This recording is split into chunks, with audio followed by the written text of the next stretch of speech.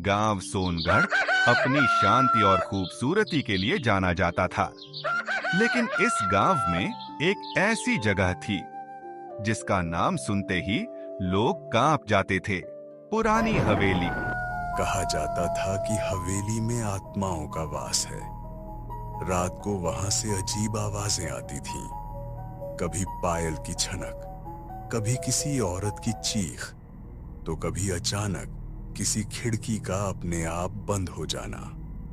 बच्चे तो दूर, बड़े बुजुर्ग भी वहां जाने से डरते थे। भालू और माशा जंगल से लगे सौन गांव के पास घूमने निकले। वहां गांव वाले पुरानी हवेली की बातें कर रहे थे। उस हवेली से रात को पायल की छनक और औरत की चीखें आती हैं। कोई भी वहां गया, वापस नहीं लौटा। यह सुनकर भालू के कान खड़े हो गए। उसने माशा से कहा, माशा, हम उस हवेली के पास भी नहीं जाएंगे। लेकिन माशा की आंखों में चमक आ गई। माशा शरारती हंसी के साथ, वाह कितना मजेदार है, चलो ना भालू, हम राज खोलेंगे। भालू ने मना किया, लेकिन माशा ने अपनी जिद से उसे भी मना लिया। रात को 12 बजे टॉर्च और बैग लेकर दोनों हवेली की ओर बढ़े। चारों तरफ सन्नाटा, पेड़ों की सरसराहट और उल्लू की आवाज। माशा, ये अच्छा विचार नहीं है। भालू डरपोक मत बनो, ये तो एडवेंचर है, बस हिम्मत रखो। जैसे ही उन्होंने जंग लगे गेट को खोला,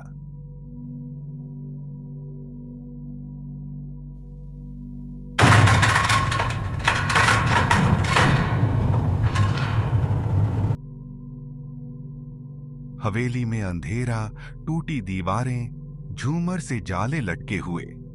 अचानक पायल की आवाज गूंजी। भालू का दिल जोर जोर से धड़कने लगा। भालू कांपते स्वर में, मुम। माशा, चलो वापस चलते हैं। नहीं, चलो चलकर देखते हैं कौन है। कमरे की खिड़की पर सफेद साड़ी में एक औरत की परछाई दिखी। भालू डर से कांप गया और पीछे हटने लगा। भूत, ये सच है। रुको, अगर भूत होती तो परछाई कैसे पड़ती? माशा और भालू ने साहस करके उस औरत का पीछा किया और उसे हवेली के पीछे पकड़ लिया। वो करीब 25 साल की युवती थी, चेहरा थका और आंखों में आंसू। माशा सवालिया लहजे में, तुम इंसान हो तो ये भूत बनने का नाटक क्यों? रीना ने सच्चाई बताई। मेरा नाम रीना है और ये हवेली मेरे पिता की थी। गांव के जमींदार भानु ठाकुर ने उन्हें मार डाला और हवेली पर कब्जा करना चाहता है। मैं यहाँ छुपकर लोगों को डराती हूँ ताकि कोई हवेली में न आए। भालू और माशा चौंक गए। तभी अचानक हवेली का गेट जोर से खुला।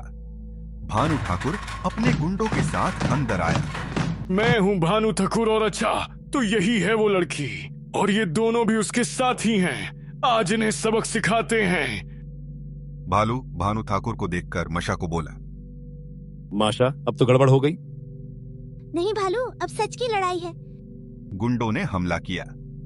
माशा ने पास की लकड़ी उठाकर उनका सामना किया। भालू भी डरते डरते लड़ पड़ा। इसी दौरान रीना चिल्लाई, तहखाने में मेरे पिता की हत्या के सबूत हैं।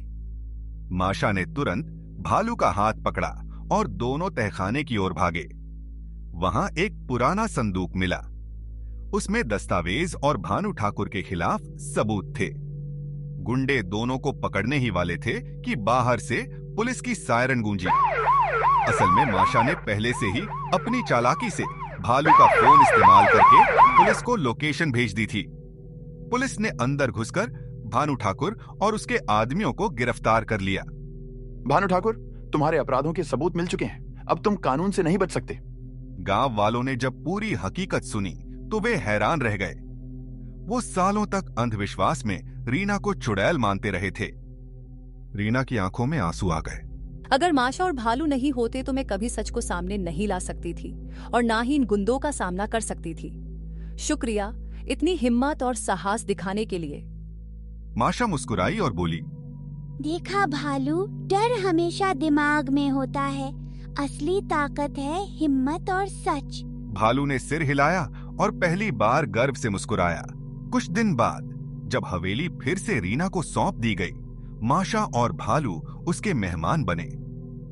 रात को जब सब सो रहे थे, अचानक वहीं छनन छनन पायल की आवाज आई। माशा खिड़की से झांकने लगी, लेकिन कोई नजर नहीं आया। भालू ने कांपते हुए कहा, शायद इस हवेली में सचमुच कुछ है। माशा चुप रही। उसकी आंखों में भी थोड़ी हैरानी और डर था। क्या हवेली का रहस्य सच में खत्म हुआ था, या अभी भी दीवारों के पीछे कोई अनकहा राज छिपा था? अचानक दीवारों से कामिनी की आवाज गूंजती है। ये हवेली सिर्फ मेरा है और कोई नहीं रह सकता है यहाँ। जो भी रहने का सोचेगा अंजाम बहुत ही बुरा होगा। मैं हूँ कामिनी, इस हवेली की रानी। फिर वही आवाज। माशा, ये सचमुच भूत है। चलो यहाँ से भाग चलते हैं, वरना अंजाम बहुत बुरा हो सकता है। पर दादी, क्या सचमुच आप हो? सब आपको चुड़ैल कहते थे, पर आप तो हमारी रानी थीं। हे भगवान, अब तो हम फंस गए। नहीं, आत्माएं तब तक भटकती हैं जब तक उनका दर्द खत्म न हो। कामिनी रानी, आपका सच अब छुपा नहीं है। रीना आपकी वंशज है और पूरी हवेली आपको ही मिलेगी। ठाकुर के झूठ और जुल्म का अंत हो चुका है।